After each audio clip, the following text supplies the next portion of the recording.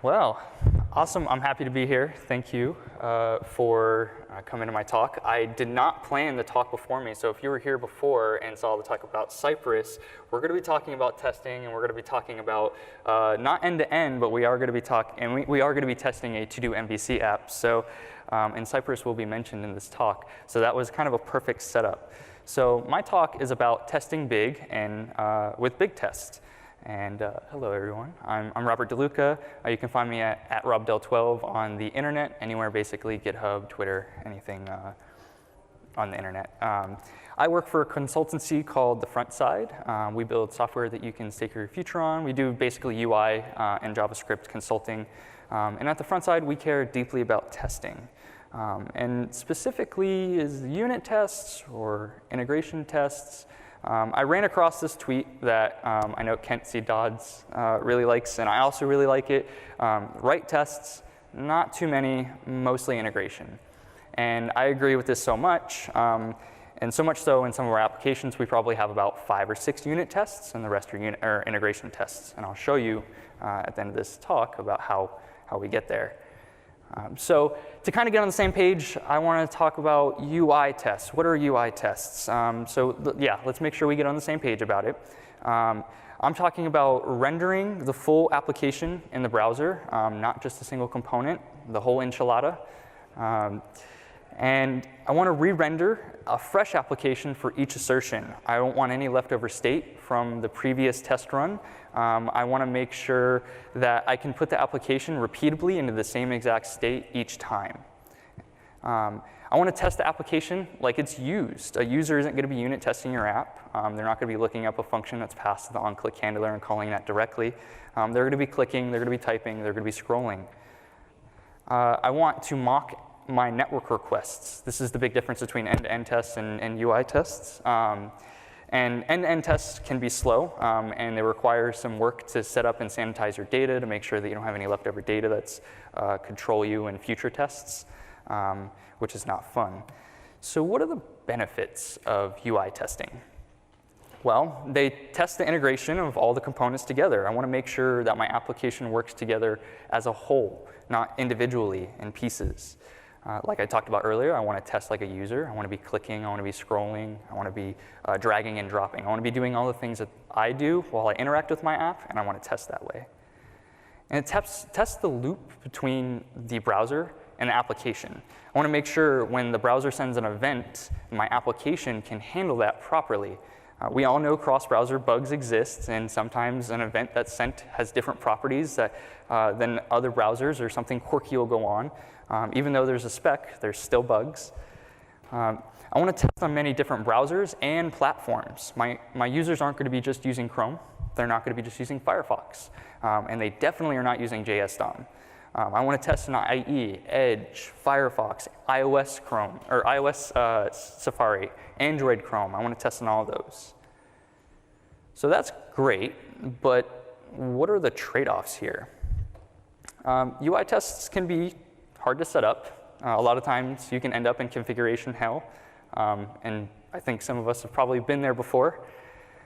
They're typically hard to maintain. I've worked at 2 companies that have entire teams dedicated to writing these suites and maintaining them. They can be slow. We've all seen Sleep 10, or when somebody commits something and it broke a test, or it broke a test and they just increment the sleep. I don't want that. You can have flaky tests, false positives or false negatives, elements not existing, but that's something that we don't want in our tests. So what frameworks can do this UI testing? All of these, they can do UI testing. I'm going to mention a lot of these that can do end-to-end testing, but you can mock the network as you wish, so with whatever method you want. So the first one everybody's probably heard of is Selenium, or at least or worked with, or is at least heard of. The new kid on the block, which we just heard about, which was Cypress. And then Protractor, which is pretty popular with Angular apps. Jest and Puppeteer, which is an interesting setup. I've seen a couple articles pop up about this. But as a whole, UI testing hasn't changed very much.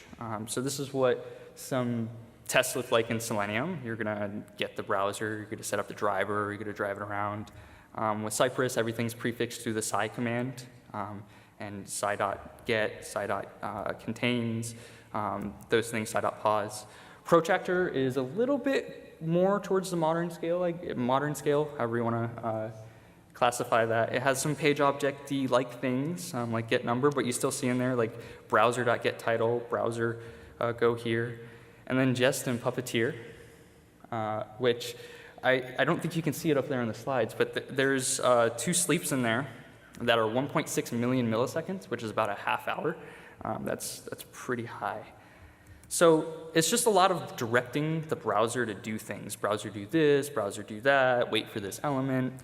But the way we've built UI has changed in a really big way, and the way we have tested typically hasn't. And we can thank libraries like this, Backbone, Vue, Angular, Ember, React, and like 100,000 other JavaScript libraries that are out there. I learned today that Dojo has made a big comeback, so we could throw that in there. And the changes that they've brought are faster rendering. Components everywhere. We're in a very componentized world. Everything can be broken down into digestible and shareable and composable components. There's a lot more asynchrony. We're doing a lot more GET requests and a lot more AJAX, and generally just become more interactive. And basically, the too long didn't read is they're more feature-rich. We've been racing towards becoming as feature-rich as native apps. And with that, there's just been massive boom in tooling to become more feature-rich and handle all of the problems that come along with being more feature-rich in our ecosystem. So tools like Babel, Webpack, ESLint, Parcel, TypeScript, all the things that we all probably use or use one of these tools daily has really changed the way that we've developed JavaScript in the past 10 years. But UI testing tools haven't necessarily moved or evolved with the front-end tooling world, and that's a pretty bold claim, right? So what are we looking for? What's missing then? Well, I want my test framework to be built with components in mind. I want composability in my tests that are similar to composability in our components. I want reliable DOM interactions. I don't want anything flaky, of course. I don't want false positives or false negatives. I want chainable interactions. When I'm writing a test that's filling in a form, I want to be able to fill in a couple inputs, chain one after another, and then click submit. And of course, we all want speed. That's just a given. I feel like I probably didn't even need to put that in my slides, but we all want speed. And I want to take advantage of our modern tooling, things like TypeScript, anything like that. And when I'm thinking about this specifically, things like stripping data attributes out of your application for a production build. So when you're testing, you're not using brittle CSS selectors that are also testing or that are also providing style, right? Like if I have a button that is red with the class name red, and I wrote a test that selects from that, and I changed the color and the behavior didn't change, my test shouldn't fail. I want maintainability and scalability. UI tests tend to become very fragile. A lot of the times, there are those dedicated teams that are writing those tests and not developed by the team that's actually developing the code. And that's not something that we like to do at the front side. We think that the developers should be writing the tests alongside of implementing the features because they know the features. I want full control over the network. I want to be able to create data as I need to put the application in the weirdest states that the user finds themselves in. I want to be able to slow timings down, increase or make the timings faster to test different loading states. I want it to be cross-framework. We're consultants, so we want something that we can take on any client project. So that means it needs to work in React or Vue or basically anywhere there's DOM or JavaScript. And we're consultants, and we want it to work across test frameworks too, because we're typically not able to be there in a greenfield project to make that decision or help them make that decision. There's a little asterisk there on Jest, because I am talking about UI testing in the browser, and technically Jest can't run in the browser, but you can hack it. I want it to be cross-browser. This is a hard requirement. We must be able to test in many different browsers. And in today's day and age, a lot of our users are using mobile. So I want to be able to, I must be able to test in mobile. Our users aren't going to be using JS DOM, like I said. And none of these current frameworks out there kind of meet these criteria for us. Each one check a few of the boxes. Cypress is absolutely the closest, but as far as I can tell or I know, it only works in Chrome, and Firefox is hot on its heels, but it also doesn't really take components into consideration. So we set out and built the thing that we wanted. And the name of that is BigTest. It's called BigTest because we're testing bigly, right? Unit tests are small, and UI tests are big. BigTest can work anywhere there's DOM or JavaScript. We use a server to run the tests, so if your browser can visit a URL, it can run the tests. I want it to be cross-framework. It is cross-framework, so it is written in plain JavaScript. It can be used and adapted in any framework you use. And it's cross-test framework. Bring your favorite test framework or runner.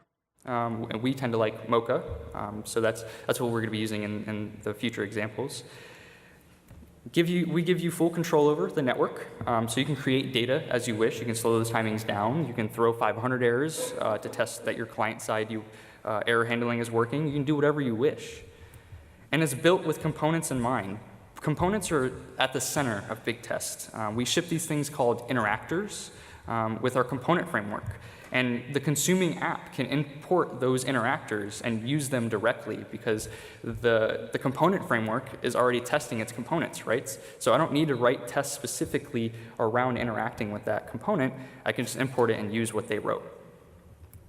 So someone once told me, if you have a complicated problem, such as UI testing, give a simple example.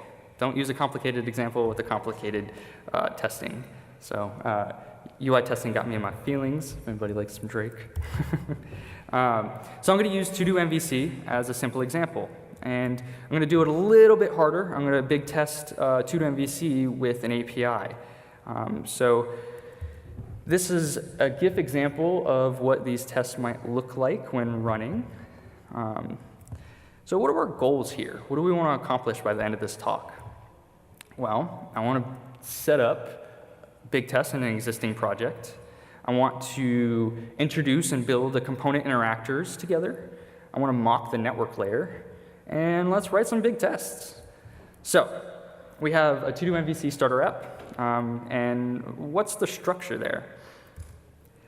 It's kind of just a typical React app there. We have a source folder with components inside of it. We have a models folder for handling state in this application, and then we have an index and some styles and stuff. So it's just basically a typical React project you might run across. We use Parcel to build because Parcel is awesome. You can use Webpack or whatever you want, but in this example, we're using Parcel. If people aren't familiar with what to-do MVC is, this is how the app works, right? You can create some to-dos, you can filter them, and you can complete them. So let's get BigTest set up. This has no tests, it's just a fresh project. So we need to install some dependencies. We're going to install the BigTest CLI, the BigTest interactors, our wrapper around Mocha, which is not necessarily needed, but if you use Mocha and you want to write in that style, go ahead and use it. And then we're going to include the BigTest React helper. We're going to use npx to run the init command, which is going to create all the files that we need. If you haven't used npx, it's pretty rad. You should use it. So when we run BigTest init, it's going to create this folder structure in your project. So we have the BigTest folder, and then we have our helpers folder inside of that, which one helper. And then we have our interactors folder, which is where all interactions happen, where our application, and all of our tests. So that's the tests that are actually run. And it also creates an index file and a BigTest options file. So we need to tell BigTest launcher how to serve our application. BigTest works by bundling all your tests together alongside your application. So we need to change your bundler's entry point to the BigTest folder. With Parcel, that's pretty easy because it's Parcel, right? So we're going to create an index.html file because that's what they recommend to serve from HTML. And we're going to point the entry of of the Parcel bundler to our BigTest file that we just created. So if we look at our npm or package.json file and our scripts, we created a new script that is start:/test and points to the BigTest index.html. This is going to bundle all of our things together. If you're using Webpack, you can, or whatever you want, you can do it in this style. The runner and the CLI, when you run it, automatically sets the node env to test, so you can just change when you're in test mode to change the entry from just the normal entry to the BigTest entry file. So the next thing we need to do is set up BigTest run, which actually runs the tests. We're going to go back into our scripts file. We're going to add a new test command here on line 5, which just does BigTest run, which is going to call directly from the binary that's installed in our project from the dependencies.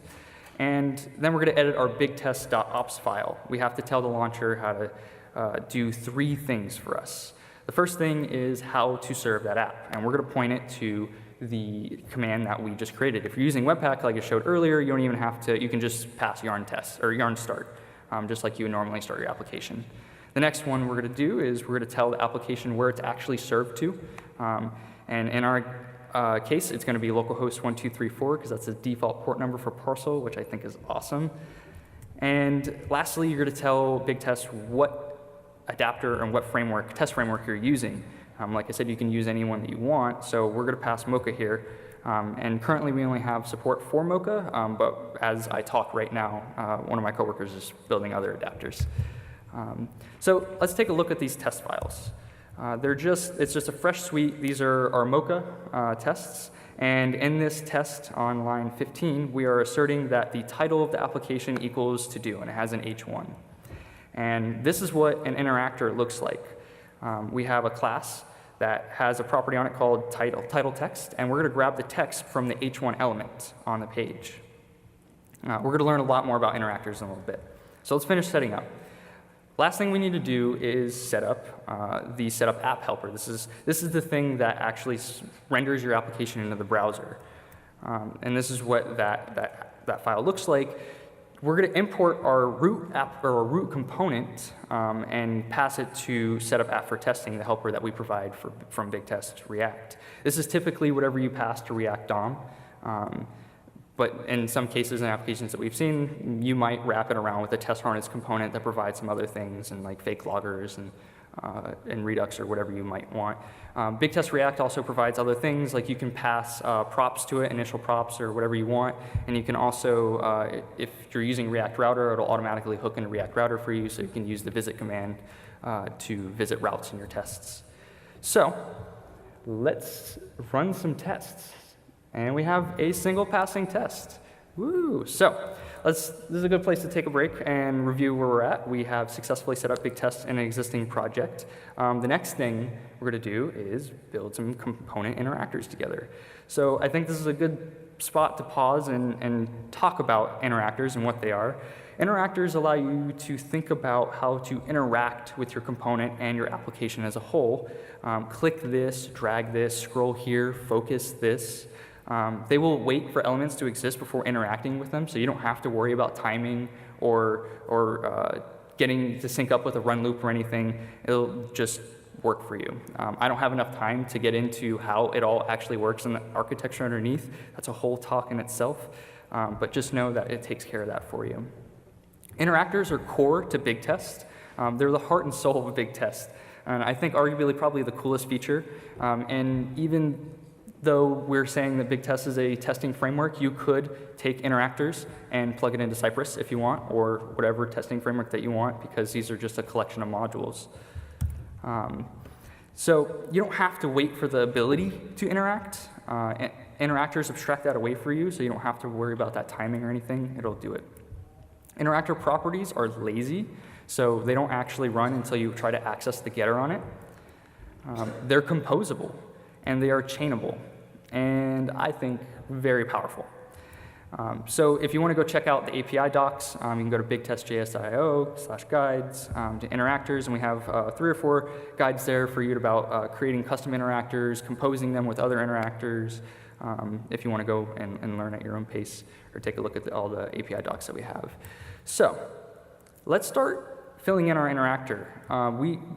To give like a simplest view of what we're doing here is we have set up our application where we've rendered it into the browser. And now we're going to start driving the application around with interactors. So this begs the question of how do we actually even interact with our application? And even for something that's as simple as to-do MVC, there's a lot that's going on here. There's a lot of different ways you can interact with your application. So let's stop and break this down and just tackle adding a to-do first. Let's look back at the slim diagram here just for adding a to-do. You have an input here where you type it in the input and then you press enter to submit. You can also toggle a button on the left to complete all to-dos.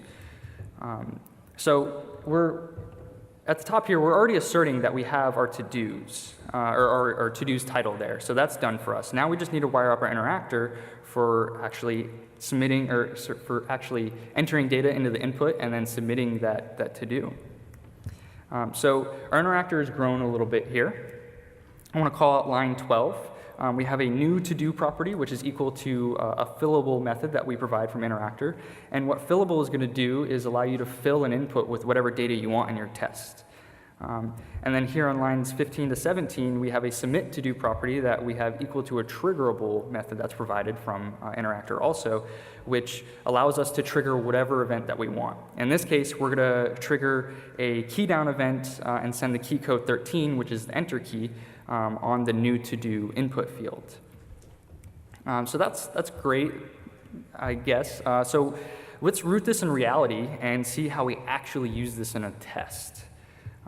So same from earlier test suite that we have, right? But we have a new describe block, and I want to kind of walk through how interactors are playing a role here. First, we're going to import the interactor from the folder, and at the very top of the file, we're going to instantiate our interactor. And then down here on lines 20 to 23, we're going to actually start interacting with our app. We named our to-do, or our interactor to-do app. So when we call that interactor, we're going to do to-do app.new to-do, and then what we pass to it is actually going to be the value that's entered into the input field. And then we just chain on a submit to-do interactor, and bam, we're going to submit. So we actually don't have anything to assert against right now, right? If we look back at the test here, you can see the assertion down at the bottom is just a comment that says, uh-oh. So let's take a look back at our diagram here and look at a to-do item. So we have our adding a to-do interactor kind of all fleshed out. So in order for us to assert, we have an infinite number of to-do items in this list. And when we built this application, we recognized that we could pull that out into a component, right? We could build something, and it's called to-do item. So naturally, with each component, there can be an interactor that maps directly to it and how you interact with that component. So we're going to match that composability that we get from the component with our tests. So let's create a new interactor called to-do item, and we're going to create one property for now on it called to-do text, and that's just going to grab text from the label element on the to-do item. And then we're going to compose our to-do item interactor with our to-do MVC interactor the same way that we composed the to-do item component in the to-do MVC application when we built it.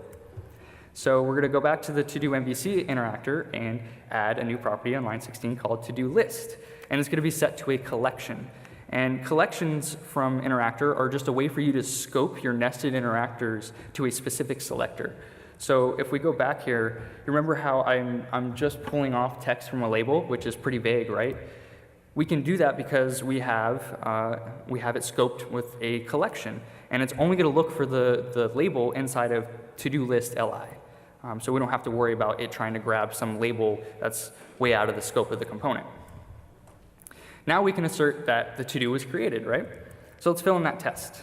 Since our to-do list is a collection, when we select from it, we're going to do to-do app.to-do list and pass the index of the item in the list that we want to select. So we want to select the first one, so we're going to pass a 0 index.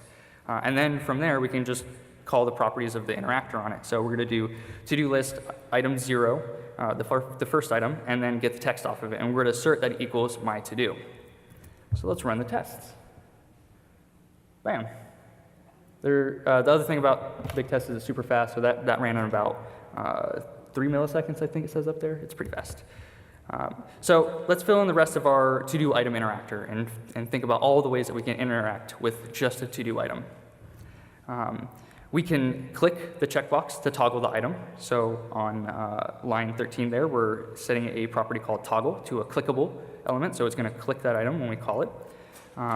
We can delete the item, doing the same thing by clicking.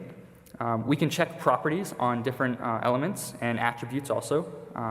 But for this instance, we're going to check if the to-do is completed by checking the checked property on the checkbox.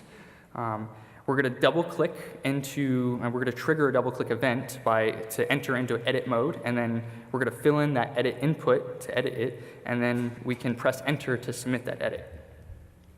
So let's take a second. There's a lot being thrown at you. And let's just pause to check our progress. We've set up BigTest in an existing project, and we've kind of introduced interactors and built some together. So let's write some more tests for this application, right? Let's write tests for editing, completing, and deleting a to-do. But we have a problem here. All of these tests are end-to-end right now, and leftover data is causing issues. And we're still, technically, in this instance of the application, these are going straight to production. So that's not good. If you look at the GIF here, each time I refresh the page here, it's going to make a network request and actually submit a to-do. So by the time I'm done refreshing here, we have 6 to-dos there, which isn't good if you're trying to test the state in between each test. So we're going to use a thing called BigTest Mirage. And what Mirage does is it creates a client-side server that mimics your API. It has a fully featured database ORM, and allows you to have full control over the data in your tests. Do you need 200 records to test pagination? Go for it. Do you need 0 records to test an empty state? Awesome. What about throwing a 500 error from when submitting a form and making sure that your client-side validations work there? Great, go for it. It'll work. So I want to give a shout out to Sam Selikoff for building Mirage. If you're an Ember developer, you might be familiar with that name. He built Ember CLI Mirage, and we just pulled it out into a base JavaScript library so everybody that uses JavaScript can benefit from this awesome library. So we're going to use BigTest init, and we're going to pass a network flag here now so it can do all the bootstrapping that we need because we don't want to do all this work manually. And then we're going to add the BigTest Mirage dependency as a dev dependency. And what that does is it creates this structure with some more full, subfolders here. So alongside of our helpers, interactors, and test file, we also have a network folder now that has a bunch of other folders inside of it, but just you don't have to worry about that right now, just know it exists. When we run the BigTest init with network, it does update the setup app helper with a few changes. So let's take a look at that. The first thing that changes is we're importing a start Mirage command from the network folder. And then we have 2 new methods on the setup app for testing helper here. One is setup and one is teardown. So setup is called before the application is actually rendered, and we're going to start the Mirage server, the client-side server. We're going to turn logging off because that can be annoying to see in your test output, but you can turn that back on if you are debugging.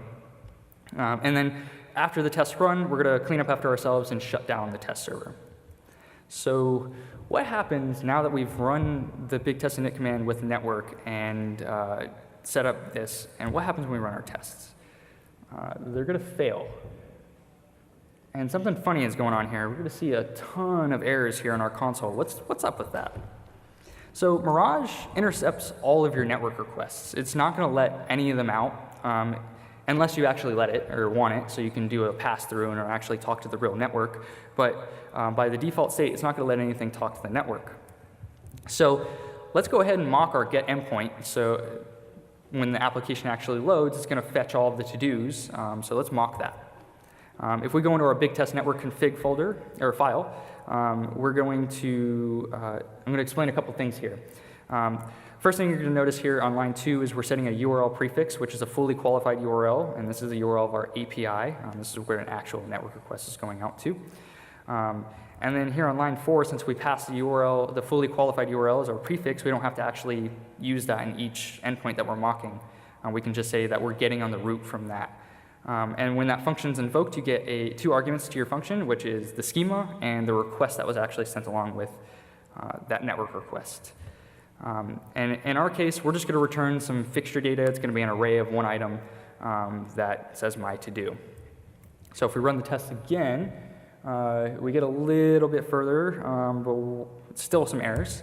So let's mock the post endpoint and do the same thing. So we're going to do the exact same thing. We're going to pass the same exact data back through, and these tests, well, pass, right? In this exact configuration, they will always pass, no matter what you do, since we're posting and getting the same exact data type, or the data style, it will always pass. And fixtures just won't get us very far. The second you need to test a different state of your application, it's going to get very complicated. We managed fixtures in an application about 3 years ago, and it was a nightmare to say the least. So let's just use some dynamic factories. Factories allow us to create specific data as we need throughout our tests and have full control over the data. So if we look back at our folder structure here, we have 2 folders that we're going to care about here. We need to create a model and a factory.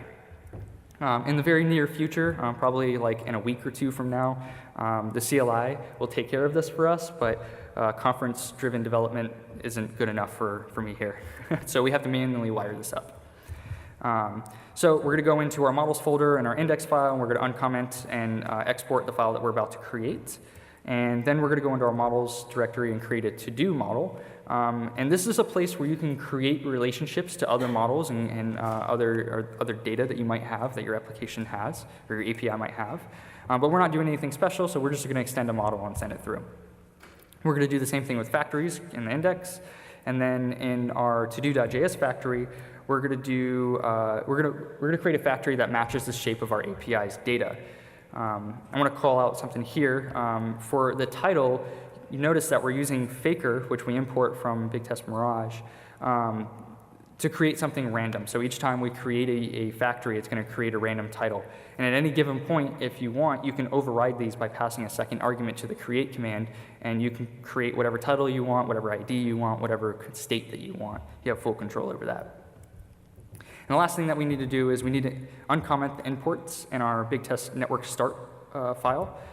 So we're going to go in on lines 5, 14, and 16 and uncomment those and make sure that those imports are being passed to the Mirage constructor. Like I said, in the very, very near future, that will be taken care of for you. But if you do this right now, you have to do it manually.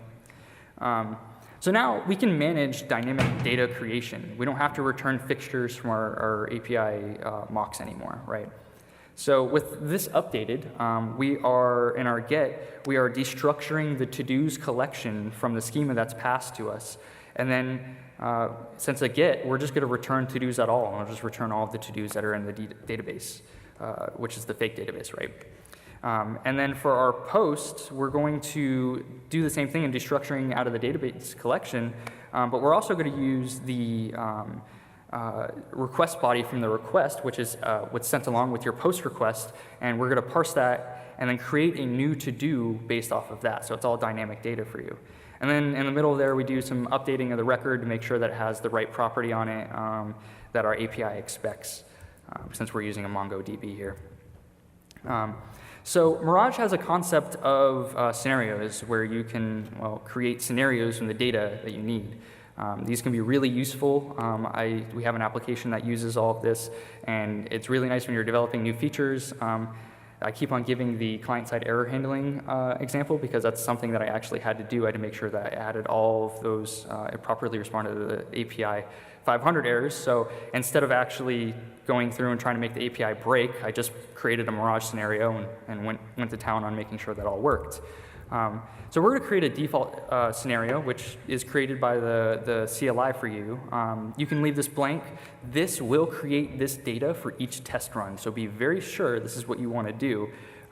If not, you can create data for your tests you need as you need when you go to write those tests. So in this scenario, we're just going to create 4 to-dos, and it's just going to create with factory data. So let's run the tests here. Oh, that's a weird error. What's going on there?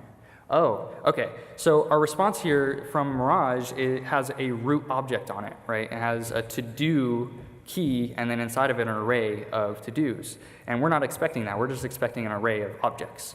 So we need to serialize our data to match the shape that our API has. Let's create a serializer. Mirage can do this for us.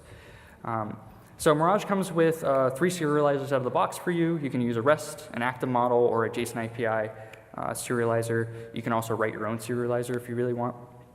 But we're just going to use the basic REST adapter here, and the same story here. You have to make sure that you update your index file, and then make sure you import that to the Mirage constructor. So if we run the tests here, they're going to pass. And we have some fake data in there. So you can see that we have a bunch of faker-created records there. So congratulations, we have successfully mocked the network layer of this really simple app. That was a lot to cover there, I know. But it's fully set up with dynamic data that we can create and control in whatever test scenario we please. Like if we wanted to create 9,000 to-dos, we could do that. I don't recommend it though. That sounds like a lot of anxiety. So now we can fill in the rest of our tests, things like editing, toggling, deleting, whatever you want to do with to-dos. So nested interactors are pretty awesome, right? So you can see there on lines 4 to 7, we're doing some nesting calls to that to-do item interactor that we created. But writing to-do list 0 for each interaction that we're going to perform is a little bit verbose and a little bit annoying. So let's not do that, and interactor provides us a way to not have to do that. We can just pass an only after the chained interactor or the nested interactor, and now all the interactions that we have under there, which is double click, fill in the input, and then press enter, will all happen on the nested interactor there. Oh yeah, oops, I skipped a slide. So this is what our mocking endpoint looks like for the edit, which is a patch, and deleting, which is a delete. We're going to find the param from the request that is passed to us, and then we're going to look up that to-do in our database collection, and then just pass it along and update it with the attributes that are given in the request. And then similar story for the delete, we're going to look up the request ID, and then actually just destroy it, and then return the collection that has the destroyed look. So let's go run our tests. We have about 13 tests here. I didn't write a full-on test suite, but I could have. And I think those run pretty fast. And so you don't think I'm lying to you. Here is BigTest running in iOS, Safari, Firefox, and Chrome also here. So these are all running our tests. Anywhere there's a browser, you could actually run this on a physical device. So like if you had my network IP address and I started the server, you all could start running tests just by visiting that URL. So you can find the full suite. I can't fit it all into a slide here. At my GitHub, robdel12, and BigTest to do MVC, so you can check that out. So we did it. We set up to do MVC, running BigTest, running in cross-browser, and we learned what an interactor is. We mocked our entire network layer, so we don't have to actually talk to a real network. And we wrote some big tests. So coming back to complicated problems need simple examples, I want to show a couple more examples of what BigTest looks like in interactors in a real production app that we've been developing for one of our clients. So the first one would be here, where we're actually creating data that we specifically need for this test. So we're testing that this thing called a resource. I'm not going to get into the data model of this application because it's really complicated. But we're going to create a resource and create that it's hidden. And we're going to make some assertions that in the UI that it actually hides this thing from us. And then when we create that data, we're going to visit the URL of that data that's created. So on line 5, we set the resource variable equal to the data that we created, and then when we visit that route on line 11, we're actually picking the ID off that record that we created and visiting it. So it's a full control over the data there. I wanted to show you what filling in a form looks like with an interactor. So we can chain things as long as we want here. And the thing I kind of wanted to point out here is this is interacting with a date picker component, which is actually taken from our component library that's shared between many, like 10 or 15 other UI applications. And we just import that interactor and then just use it in our test suite. We didn't have to write interactions for how to fill in a date picker for selecting dates or anything like that, because that was already written for us when we built the component in our component library. So we fill in, what we're doing here is we're testing that the application, when we fill in a bunch of bad data, it'll give us client-side errors. So this is what the tests look like when they run. As soon as that the interaction pops in, and then we assert that those errors exist on the page. And the last one I wanted to give as a more complicated example is accessibility, because I love accessibility. It's very near and dear to my heart. In this application, we're testing that our focus management for the single page app actually still works. So when we travel our routes, we're making sure that it's focusing the proper thing from each route transition, and making sure that when we go from one route and then transition back, it's selecting the right item in an infinite scrolling list. So this is what these tests look like. So it's running through all those, navigating routes, going back and forth, and making sure that the focus is actually still there. So I singled those tests out for you. If you want to see this application, it's 100% open source. So this is where it lives. It's Folio.org. Folio stands for the future of libraries is open. And we're building the eHoldings application. This app uses BigTest. It's actually where BigTest was developed. It has over 1,000 UI tests, and they all run about 6 minutes on CI, which are slower machines than your local machine. We have 96% test coverage there. We have all kinds of tests there, ranging from all kinds of complexity. So if you want to dip your toes in and see what that actually looks like, go ahead and take a look. There are about like 5 unit tests there. And that's for testing the Redux relationship merging.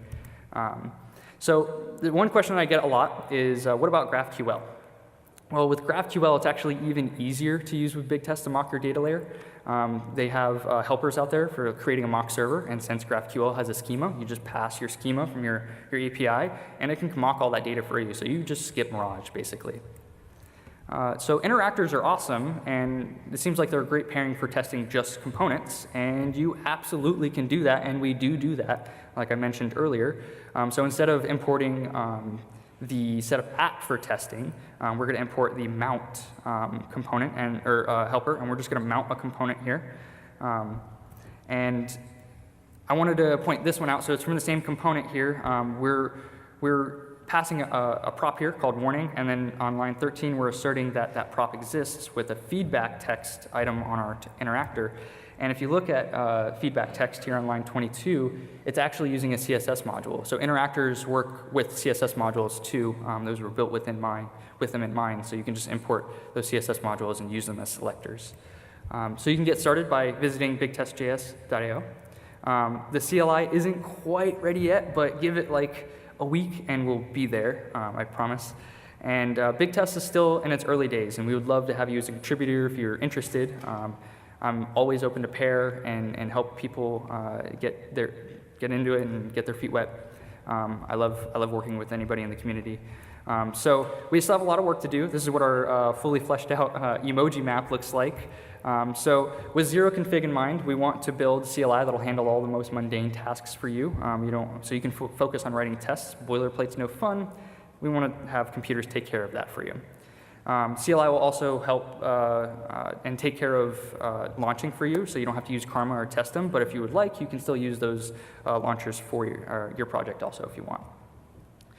The last 2 items on this list are longer-term goals. We want to replace Mirage with something more modern that uses service workers to intercept network requests, so you have full access to your network pane. But for now, Mirage does an amazing job for us, and we don't need to replace that, so that's a longer-term goal. We have a lot of cool ideas for what we can do with service workers, but that's in the future. And the last one, which is even further out, maybe like mid or early 2019, would be writing our own runner.